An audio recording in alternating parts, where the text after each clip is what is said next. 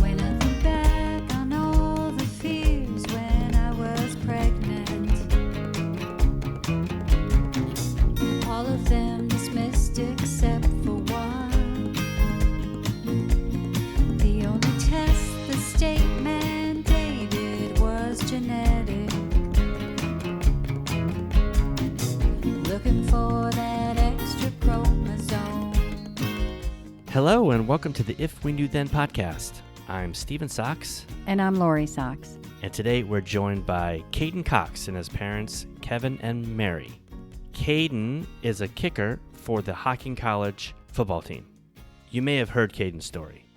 Caden is the first person with Down syndrome in the history of college football to score a point in a game. A history-making event that I saw online, and we reached out, and they were so generous to spend some time with us.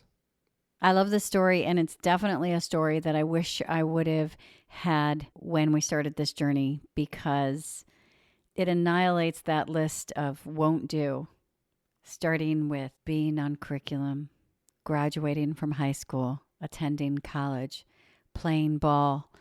And that's just the beginning, because they continue to pave the way for us and kick down barriers. So welcome, Caden, Kevin, and Mary Cox. Hello, friends. Hello. How are you guys? Good. How are you? Good afternoon. It's so good to finally talk and meet. I know there's good things about social media, and that's you hear from people that you haven't seen in forever and people that you have, and then those that you've never seen, but they're like friends. And I know we've been so pleased with people such as yourselves who have been so supportive from a distance. As far as Caden's, all of what's been happening with Caden and hopefully continues to happen with the advocating and all the inclusion things that are going on with everyone. Originally, we wanted to talk about everything with school and the football. And then while we were waiting to touch base, you had another event happen. And I think both of those stories together tell such drastic sides. And if you're okay, I'd like to discuss both of those events, only if you're comfortable with that. We might be limited on what we can say because of how we're moving forward with this incident. Just what we know right now. Okay. Right. Yeah, we can talk about what, Okay. as I had told your husband, it just blew us out of the water that this would happen to anyone but to Caden. And of course he has Down syndrome, and just to anyone that it would happen, and on a place where you feel safe and where you've revered. So it's been something, but yes. Okay, well, let's start with the happy stuff. Yes, please. Could you introduce yourself and tell us a little bit about yourselves? You want to start? Hey, my name is Caden Cox, college student athlete, because I played football before. And I'm his mom, Mary Cox, and advocate with him. Just very, he's our inspiration and motivation for our whole family. And that's just not the immediate family, but for everyone. And we also I work where Caden is attending college right now. I have the privilege of working where he's going to school, which is, it's great to be able to be that close and see everything day to day, what's going on. So Kevin Cox, Caden's father and coach. So I'm actually a special teams coach and the director of football operations at the college. So Mary and I both work there, and Caden was working there until the event came up. But long history of this thing, and the good thing is that we've been fighting, and Mary will talk more about that, I'm sure, but been fighting for his rights since basically kindergarten is when it all started, and then now we're having to do it again in college. I mean, it's and ironically, Caden just put in his paper anecdote bibliography for a paper that he's doing for his final English paper, and it's on inclusion, the rights versus privilege. And just researching again to see how slow the process has been, and worldwide. So this has been good, him going to college, and a lot of his papers and speech or in English or in things that he does has to do with individuals and their rights to, he did it for speech. You did one on the FAP and the idea to have that, the rights. And it's something that we did put in the paper. He put that it should be something that we shouldn't have to fight for because it's there. But it seems like still people act like it's a privilege for them. And that's one thing where it just keeps being slammed in the face, you know? Caden, how old are you? 23. 23. What? Can we say what school you go to? Hocking College. Hocking, and that's where? So Hocking is Hocking College in Nelsonville. We are literally in the Wayne National Forest. Wow. Down in the Appalachian, it's southwestern. So we're down not far from going across the border to West Virginia.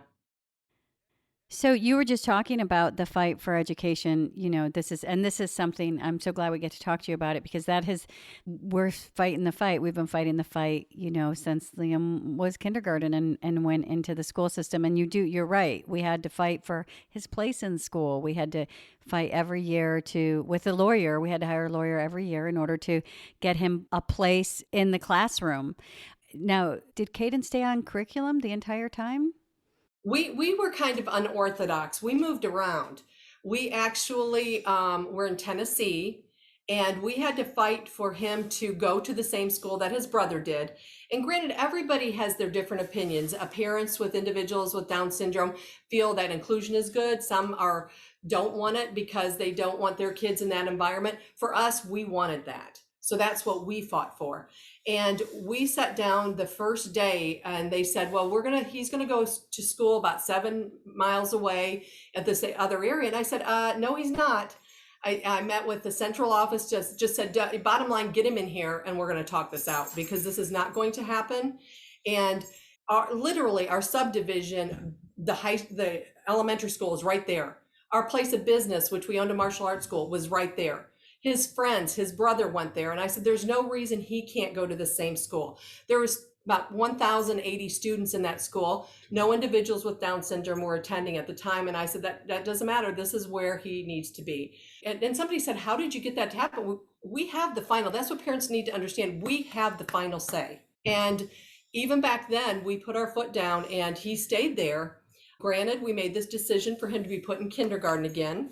There were 6 kindergarten classes and they wanted to the next year put him in a different one. We said, no, we want him with the same teacher. So he's starting at the same point. He doesn't have to learn anything new and he can move forward. So when he left at a kindergarten level. And you know, as parents, our kids can go to school till they're 22 years old. Our thinking has always been, why do we wait till they go till 22 when at 18, everybody around them graduates? So our thinking was, why not get more of we have a lot of educators in our family. And when I was pregnant with him, I did a study on brain development and I took primrose and flaxseed oil. And all I kept reading was the foundation for learning is in those early years. So our thinking was, why not get more in the fundamental years of their life to get that foundation? So we kept him in kindergarten 2 years. Then when it came to 5th grade, we decided to move to Ohio. And when we moved to Ohio, he had just finished 5th grade, was supposed to go into a new middle school. And we thought, why not put him in 5th grade again? He's learning a new school system and find out what's going on. So he went through 5th grade again. When he went then into the junior high, transition was smoother for him. He was more size-wise, was a little bit more, those kids' size and maturity was a little bit more there. And then we had struggles. He was very active in middle school. He was in percussion. He was on the dive team. He was in concert band, and then he played in the marching band. He played football. He was in track and field. So he was very active. But by 10th grade, the educational system there wasn't what we wanted for him. It was the high school that I had graduated from. And I found that the programs were ran just like they were 35 years ago when I had went there to school. And I was fighting in IEP meetings for things that I just didn't feel we should have to. And I felt that the teachers there almost gave, like, Caden felt like he was too good to be in the special education classes, and that wasn't it at all. We even had a teacher at one time when he would sit in the cafeteria with the general population where everybody likes to sit. You go in, hey, sit down. And they were like, oh, well, he always was fine with that. But the ones he sat with, then they were older. So they were a couple days, went on field trips. So when he went back to his class to sit with his class, his teacher with the special education department, she's like, what are you doing over here? She goes, well, you just go over there and sit where you usually sit. So she didn't make him feel welcome back with his other classmates. You know, he inclusion is everybody. It's not you go sit over there, you sit over there. They seem to segregate themselves. The teachers do a lot of times. And that's what we found. And there were some other issues we had there with that. And so I really wanted to look for an environment, and we did, that was more inclusive, actually inclusive, like the word that it's supposed to be, what inclusion is supposed to mean. So we found a place in Yorktown, Virginia, which we had family in Virginia, and they had presented the school. They have a program called Project Search, Project Explore, and Project Experience.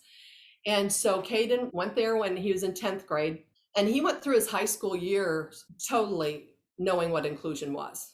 As I said, I'm kind of rambling with your question, but we have kind of gone the unorthodox route just because, and I've been able to do that because I have a bachelor's degree in public relations and my various jobs. But I started then getting into education. I was very active in the PTA when he was at school. I was actually president for 5 years when they were in elementary school. And I feel parents need to be involved in that to see really what's going on in there. And then I do want to say in elementary school, the teachers were supportive. The principal was supportive. It was this central office. No child left behind back then. And I said, well, this is my child and we want him left behind. So, you know, that was where we had to really be strong about it. There's so many different things I want to ask you about because you were talking about let's go to the school that you transferred to. You said you wanted to transfer him out of that high school that you went to. So you found another place. What was that placement? That was York High School. It's nearby Yorktown. Yorktown, Virginia. It's in the historic triangle of Virginia. We have family that were there, and some Kevin's side of the family is from Chesapeake, Virginia, down near Virginia Beach. In fact, we got married at Virginia Beach. So Virginia was still familiar to us, and we still had support there. Because you can't, family support, friend support is something that everybody needs, no matter what your child does or who your child is. So we went to Yorktown. It was called York High School. And that was just an inclusive high school? It was just an inclusive high school. It wasn't like that's all they are. They're just, the program is just out there. It's inclusive. Great transition coordinator that it was her first year. So we learned together. We kind of helped write the book on some things. Caden has a tendency to be more pushing towards inclusion than some individuals do. So they had the various things for whatever level of inclusion you want. If you want the secular inclusion in one area, if you want more involved in the gen ed programs, more involved in the extracurricular activities. And for us, education doesn't end when the day ends. It ends when the sporting event ends. And when Caden ended up getting to Virginia and getting to play sports the second year, we had to appeal to the Virginia High School League for permission for him to play sports. And our athletic director told me, he pulled me in his office, he goes, Mary, don't count on this. He goes, I'm going to tell you the process. You write a letter, it will most likely be denied. After that, you're going to be called in front of a board if you want to go that far. And he goes, these really aren't randomly given out, but you can write this appeal. And one thing in the 4-page appeal we wrote was that it doesn't end when the bell rings. The learning process continues in those social opportunities, in the sporting opportunities, in the band opportunities, and any of those things. And to play beyond 19 years old. Oh, so it was about the age. Okay. The age was the impact there. So for parents are like, okay, my child stays until 22 years old. They have a right to continue being fully included in that school. Not just the educational, but they can do these sports. So the Board of Appeals, and one thing I put in there too was he's not going to take anybody's scholarship positions. You know, it's not that. He just wants to be part of that team. That's what he's used to. And so the board it came appealed. We got it granted with just a letter. I didn't have to go in front of the board. We didn't have to go in front of the board. And not only did we do it one time, we had to do it 2 times because of his age. He was 20 then at the time, 19 and 20, to play in Virginia. And so we wrote that letter to, so once again, it was advocating for his right to be a part of the system.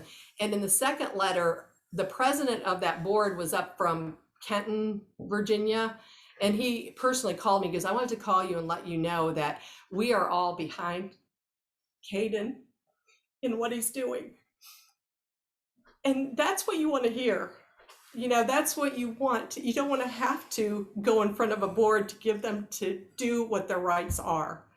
And this team wasn't a slacker team. They were district champions. They won all 11 games. They went to 2 state playoffs. Caden actively played. He kicked off, went down and made a tackle, and the crowd went wild. You just heard everybody chant, Caden, Caden. He played, oh, you don't want me to tell him? He doesn't like me to tell him this story. He actually had the opportunity. I was sitting in the stands and somebody yelled out, get Caden's mom. Well, it was the principal. She goes, get Caden's mom. Caden's going to run the ball. And I was like, what? And they put him in on the 1-yard line. They didn't tell the other team, didn't set it up. No, oh, he's going to just run it through. Well, he got tackled on the 1-yard line. That's why he doesn't like me to tell this story. But that's reality. That happens. Yeah. That's a football player. Maybe not offense, only kickoff. Yeah. Yeah. Well, we've seen you kick off and we've seen you kick extra points. And I love that you're a self-advocate, Caden, and I love that you fight so hard for inclusion. When did inclusion become important to you, and why is it so important to you? Because I able to play sports and become an athlete, and bam, right now I'm playing football. Yeah. I think that why it was important was just when he started playing and he followed his brother's footsteps, everything his brother did, from martial arts to swimming to diving to football to track and field. I mean, everything except for music. None of us has a musical bone in our body but him. But It's with this extra chromosome. But everything else, I mean, he followed his brother's footstep and just wanted to be included. And thank God the teachers and the coach, well, not necessarily teachers, the coaches all wanted Caden to be a part of things. But I think at first it was, hey, he's got Down syndrome and maybe he'll give our team a pep. Well, they saw that he could dive, he could throw the shot put, he could kick the football. So they were like, wow, let's really let him be a part of our team. So I think that's where the inclusion and the happiness started with him. I think before he didn't understand that he wasn't included. Yeah. Because his teachers in that elementary years made him just like they didn't make it like he was not included. So like I said, out of 1,080 students, he was the only individual in that school that had Down syndrome.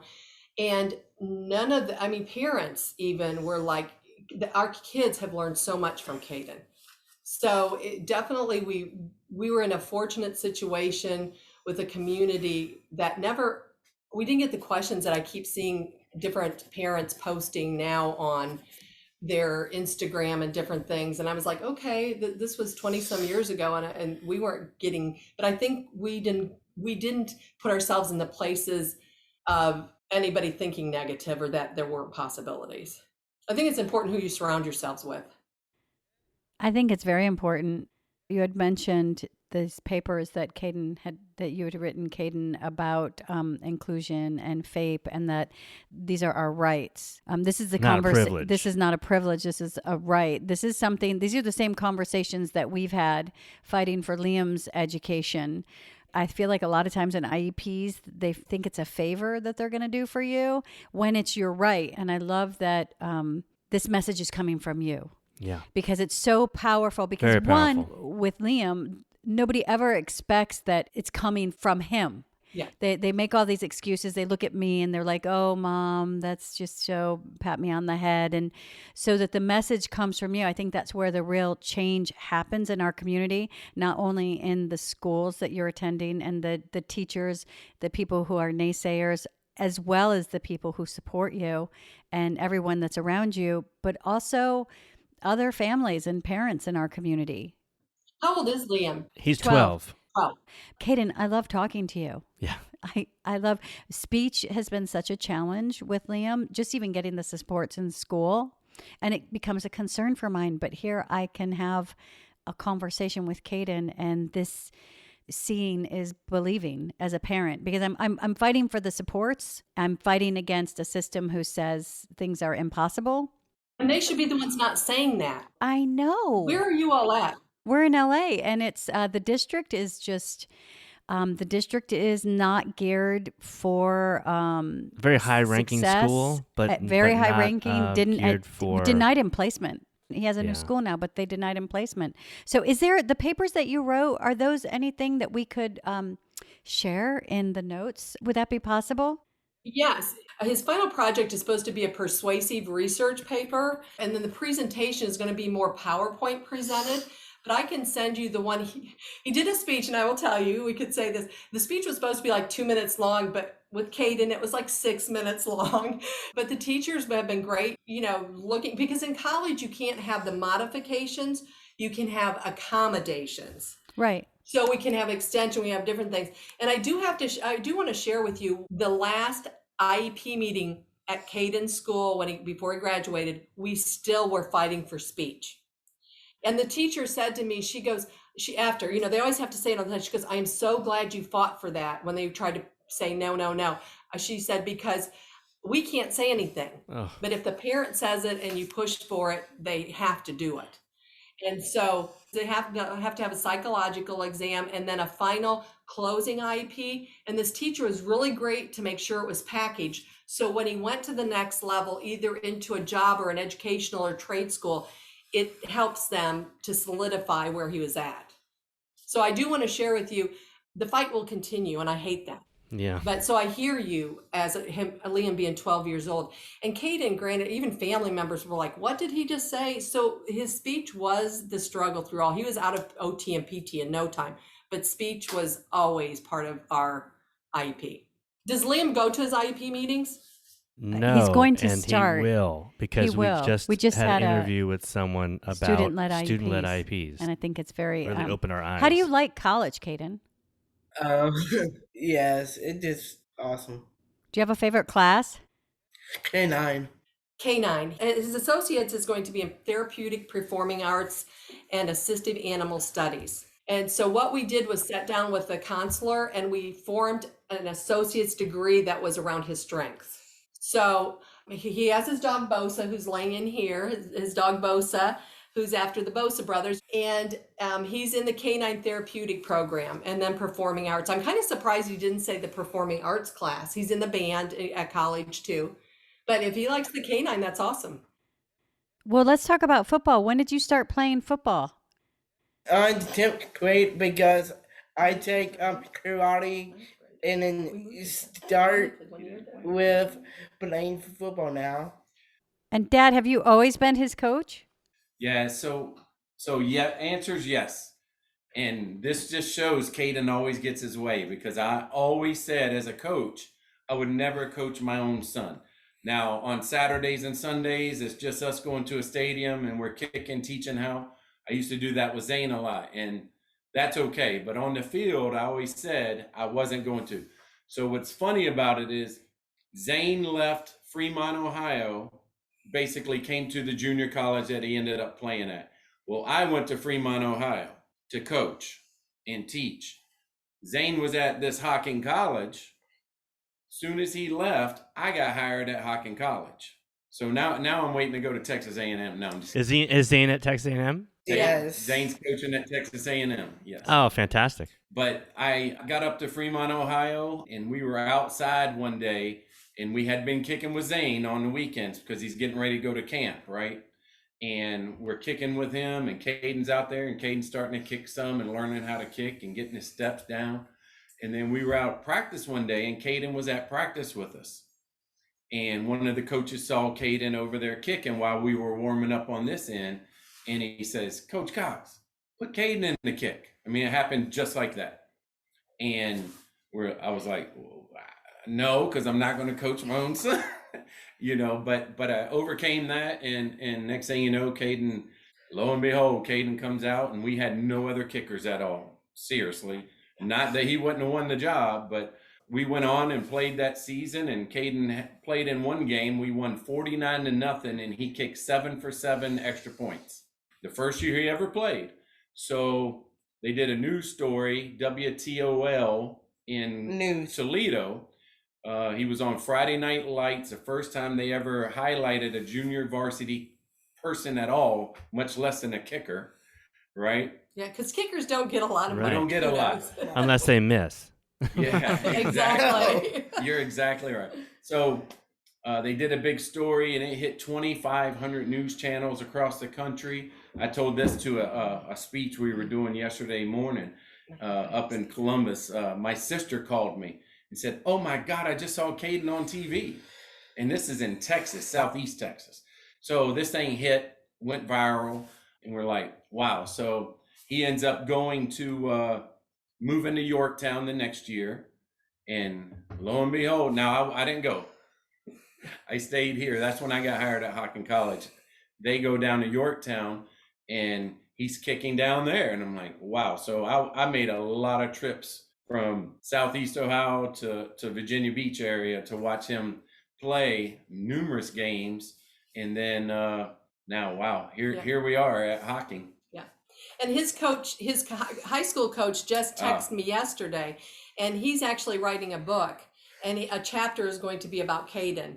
And he asked if that was okay. And he said, mainly funny stories. He goes, but also what I've learned from Caden. And that's one thing that the coach is and this, like I say, this was an award-winning team that this guy coaches year after year. And he just was so impressed, and he's so thrilled with all the things happening with Caden. And he said, I learned so much from that kid.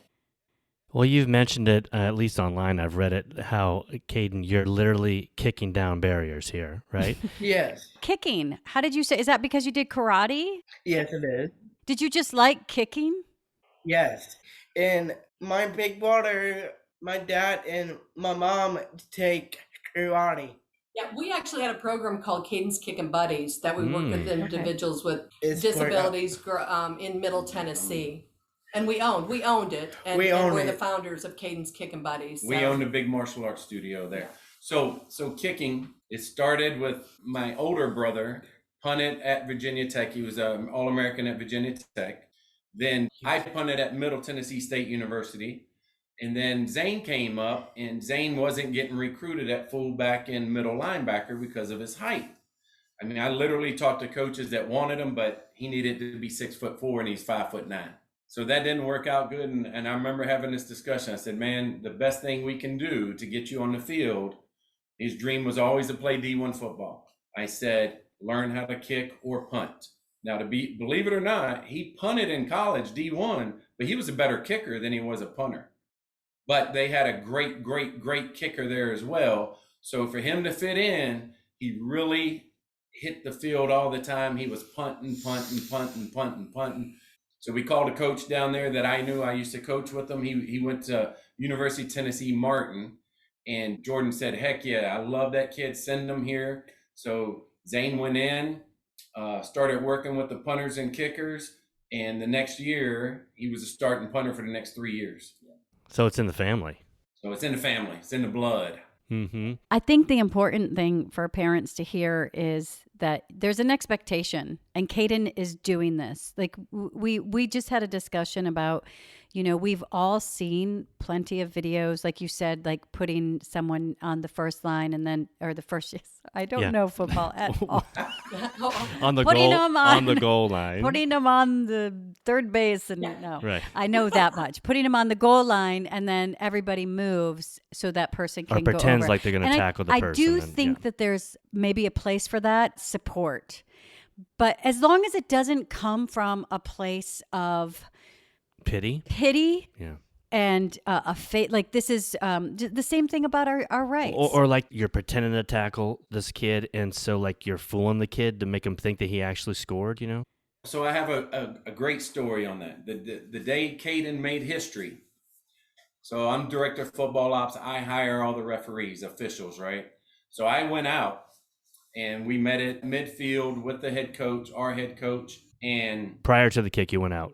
Prior, yes. Right when we took the field to stretch, and I said, hey, I'm just going to tell y'all, or I asked him, I said, please don't throw a flag today if number 21 gets in the game. He's a kicker. He's going to make history if he makes the kick. And the team is going to rush the field. The whole team is going to rush the field. Don't throw a flag, please.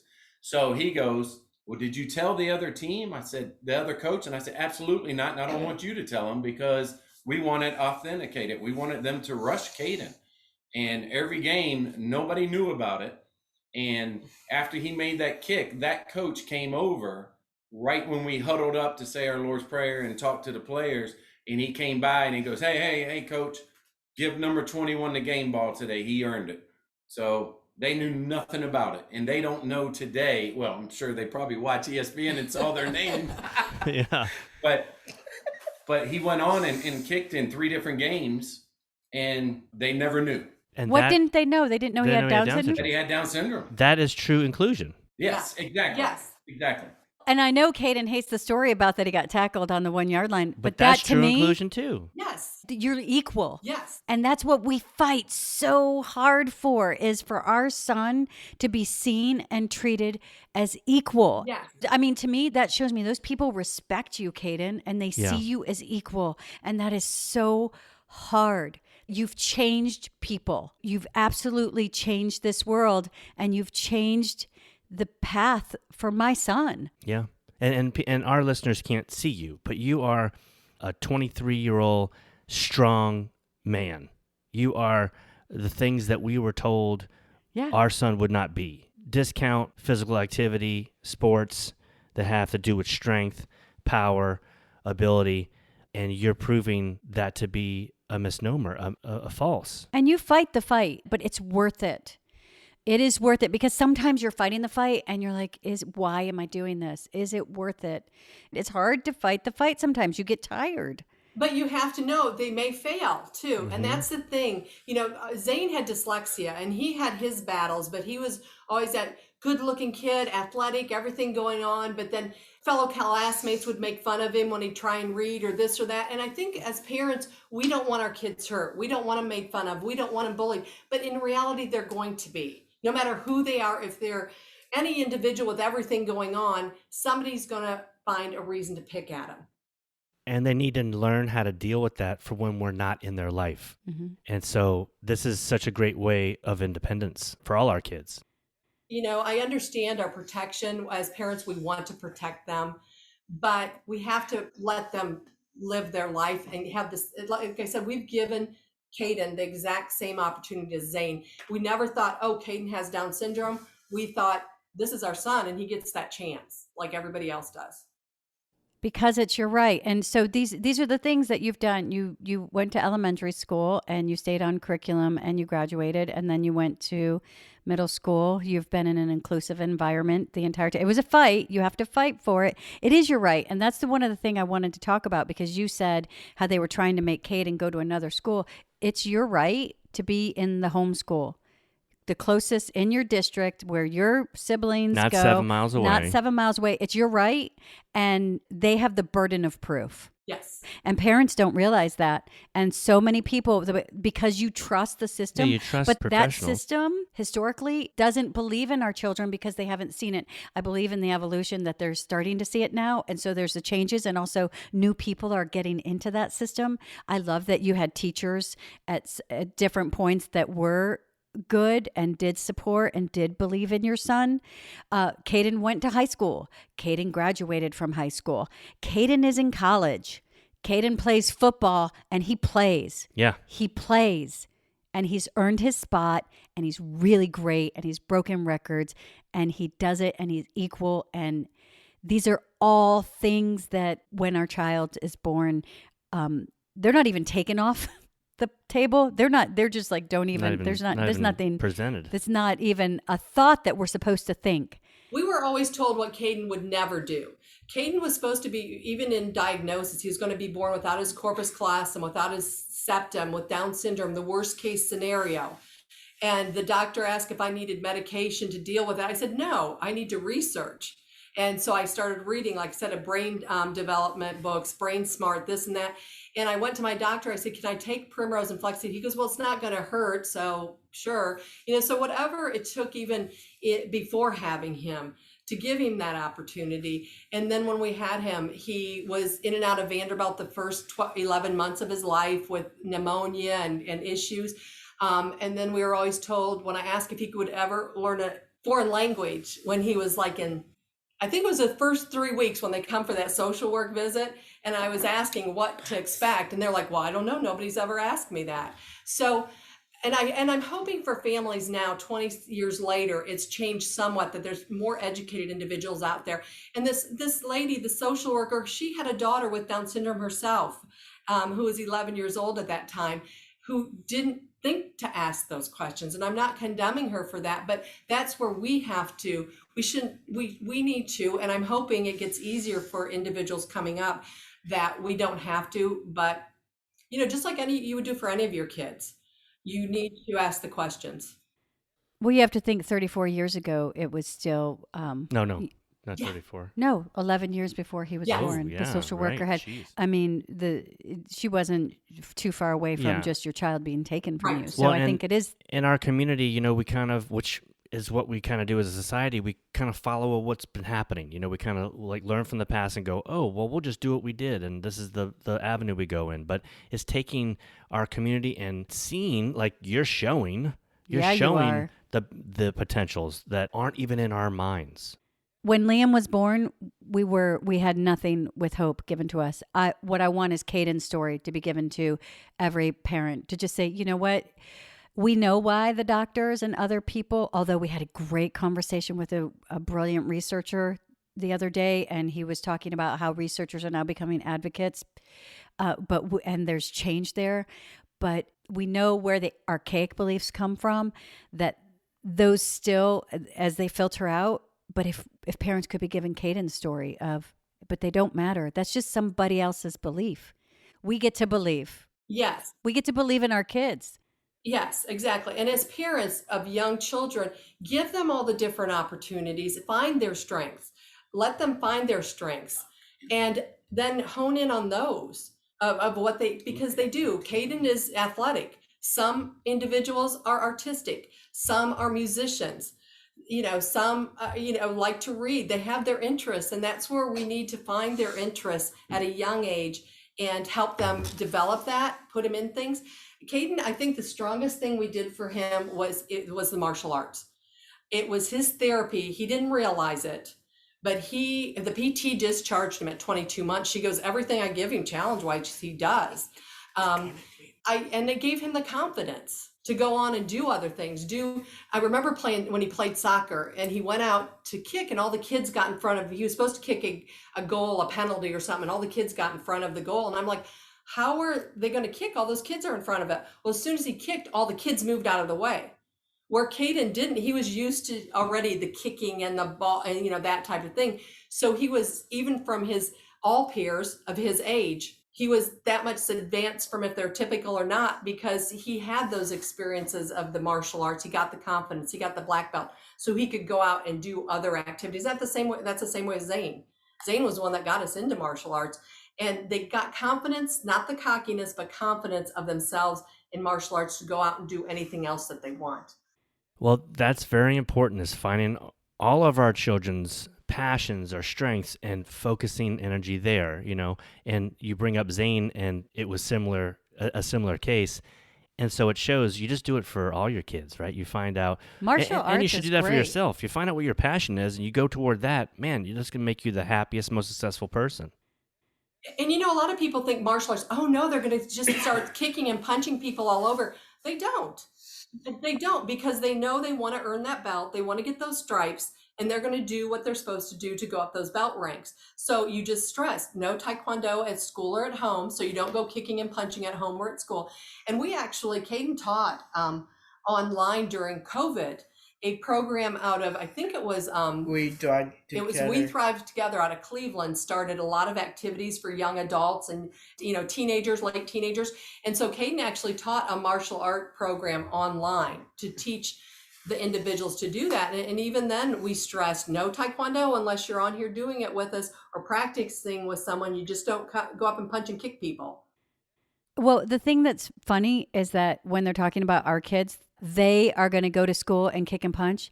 Just first of all, don't say they when you're talking about my kid. Yes. And every child who's learning self-defense will go to school and kick and punch you're because not that's told what not you to. do. I was studying boxing and I love to just practice, and it was fun. Like, look what I can do. And I was an adult. Until people said, "Hey, you're And in the stop mall. punching Stop my doing arm." that." Like, but you know, like that's just, it's what we do, and it's no different. That's the thing. It's no difference with our children. Exactly. And that's when we started our martial art classes, we'd made all of the students repeat after me, no punching and kicking at school or at home, no matter who they were, what age they were. But I do want to share one thing as a parent. One of my insecurities I'm still trying to get over is when Caden goes out and kicks, he's pretty much 100% when he actually is in the game. But mama gets nervous. I got nervous for Zane too. But I think it is on a little different level than Caden, because I think if he misses, people are going to say, "Oh, well, yeah, he missed." No, it's You know hard. what I'm talking about? Yes, Totally. because I've just gotten to the point where I don't feel like I have to prove. My child he can show you what he can do, but I don't have to prove. And it's equality is not everybody is going to do it every time, except maybe Caden. Well, but also think that every woman that was the first woman in her job, the pressure is 10 times as more. For any mistake that happens, it's because she's a woman, right? And this is a similar situation. And so it's natural to feel that. Because people have prejudices and they don't, and misperceptions, and people want to see I was right. You know what I mean? Oh, right. Yeah, exactly. I totally get what you mean. Yeah.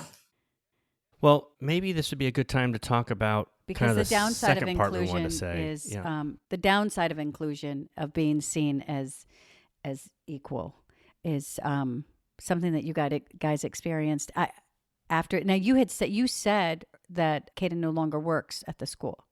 Well, he's presently not. He was supposed to. Okay, when the situation happened, he was a student employee in the student center, and he is presently not working. He's maybe going to go back this fall. We're still talking about that. But the incident that happened was in his comfort zone, in his place of employment, by someone who was his supervisor. And he was actually entrapped within an area that he could not get out. And this person was screaming at him and had a knife in his hand, pointing it at him. So it was quite traumatic. And it shouldn't happen to any individual at all. It should not have happened. I can't say too much more than that, but that kind of explains what happened. Right. Does this seem to have been fueled with some prejudice toward Down syndrome, you believe, or is this... It possibly could be. That's where we don't know. We don't understand the motive. It could be possibly that, or also jealousy because of what the notoriety that Caden has been getting, and because he has, a disability, and that he shouldn't be getting the recognition that he is. We're just not quite sure. I think this person always tried to hold Caden down and didn't think he'd always give him the not so good of jobs. But other people that were around there always valued Caden's work. Caden worked there longer than anybody else in that position in that facility on campus. And then this new person came in and just started really just overall treatment. We had other people that came to me in leadership positions and said they overheard and saw things that weren't right, and they felt that it was abuse for someone who was discriminatory. Yeah, well, that actually, you'll be going through this, but that could be defined as a hate crime. Yeah. And, anytime it's based on a disability. I'm so sorry. And the person was a full-time employee at the college, not a student worker. This was an adult, This a 49-year-old man. adult. Oh. And you guys knew this person and had a relationship with this person? A work relationship. And again, this was a case where Kevin was director of the student center, and this guy was the coordinator. And Kevin had written him up several times, and other people had many reviews. And then Kevin got moved out of his position, but this guy stayed in his position. And I had forewarned his super. I wrote up 2 reports and said, I do not want this guy because of the reports I'd seen. Zane had seen something when he was home at Christmas break that this individual did towards Caden. So I wrote up and said, this person is not to work with Caden, be Caden's supervisor, have anything to do with Caden's work time or be around him. And so the day this incident happened, the athletic director asked me if Caden could sit at the front desk and work the counter because he had to go over to the other building. So there's enough trust put in Caden that nobody else is there. Caden's working the front counter, answering the phones and stuff. And my first response was, where is this individual? And he goes, oh, he's not around today. You don't have to worry about that. I was like, okay, well, okay, if that's the case, yes, he can be there. And sometime between 1:30 and 2:58, this incident happened. This person came back and did this to Caden, and it was on video. It was actually outside of the room, in the lobby. It was a camera pointing down towards this place that he walked into, and it showed this individual following Caden in and having something in his hand, and actually, so his story was corroborated. It was very, and then after, Caden was totally thrown, came back to the front desk to call me and call his dad, and then the phone rang, and here it was this guy who was supposed to leave, had left. He goes, I'm sitting here outside the window watching you, or he goes, I'm outside the window looking at you, and you're just sitting there. You need to get up and get to work. Wearing all black. Yeah. So it's been a traumatic experience for all of us, and it's been a battle that will continue, and it's not totally been resolved. How are you guys? I mean, how do you recover from that? Because you just said when Caden gets on the field to kick, you're scared for him. Well, going to counseling, having him talk to someone, because I know I would hear him talk about things. If he sees a car, the color car this guy drives, he's always nervous about it. Red. And keeping us with him, or him with us on campus. He's sitting in my office. Now he's not working, so it's summer. We're still working. So he'll come on campus. We don't want him out of our sight, basically. He was supposed to have an independent life living on campus this summer. And with the work study program, he got free tuition and free room and board. And he didn't get that opportunity was taken away from him, because that's something we don't feel comfortable with him being on campus now. Well, we're so sorry to hear that. Caden, I can only imagine the fear in the moment, how that you still feel that after. And I can only imagine as well for your parents who are on campus and are parents, so they're always wanting to protect you. And then for something because you're like a that good to happen. human who Yeah, you changes are. this world for the better. You change the world for people who come behind you. And you know what? I just was having this conversation with my daughter today. There are people who are just angry, and they do things that are terrible.